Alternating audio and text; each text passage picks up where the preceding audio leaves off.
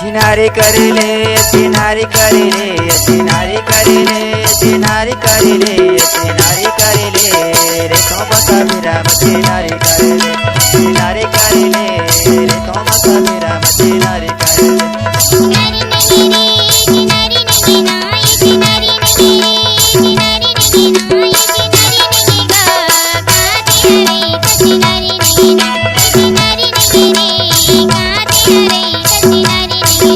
चिनारी करेले चिनारी करेले चिनारी करेले चिनारी करेले चिनारी करेले रे तो बता मेरा चिनारी करेले चिनारी करेले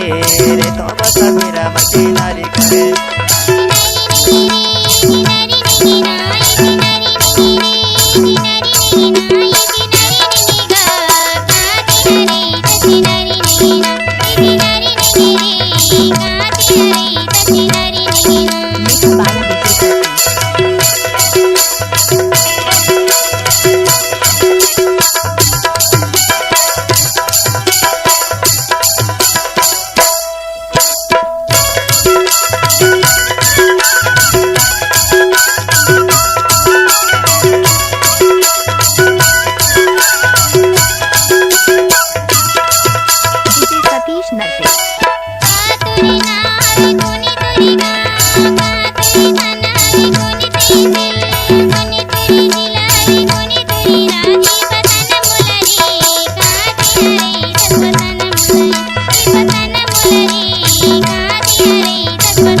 चिनारी करेले चिनारी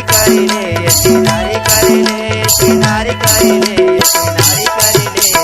रे तो बता मेरा चिनारी करेले चिनारी करेले रे तो बता मेरा चिनारी करेले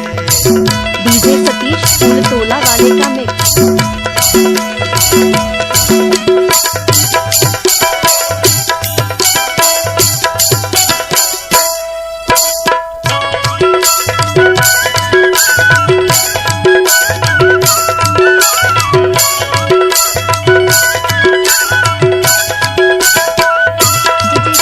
रमेश मोरेना हवे गाँव बस भीरा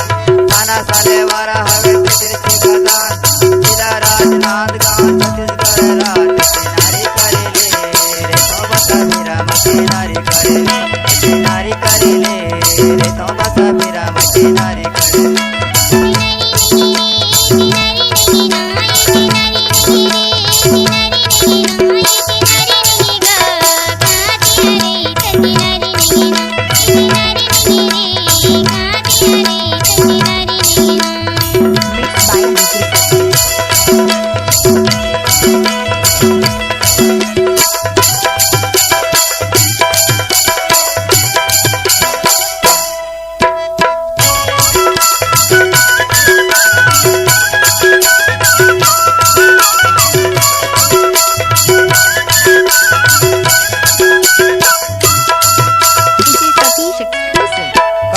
कोने तोरे नाम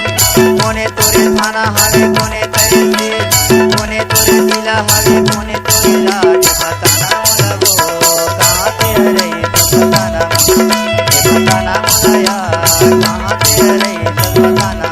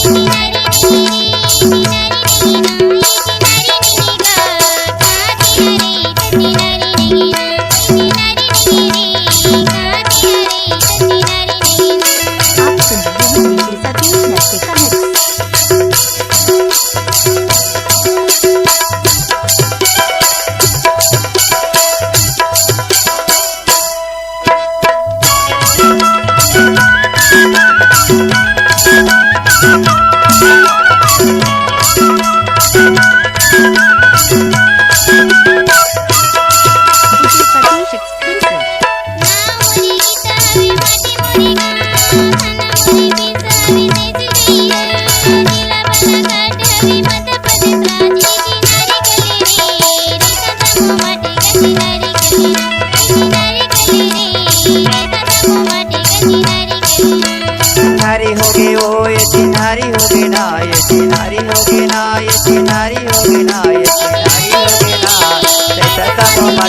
मशीनारी होगी ना मशीनारी होगी ना सतम माटे मशीनारी होगी मशीनारी होगी ना सतम माटे मशीनारी होगी मशीनारी होगी ना सतम माटे मशीनारी होगी मशीनारी होगी वो सतम माटे मशीनारी होगी DJ Satish exclusive.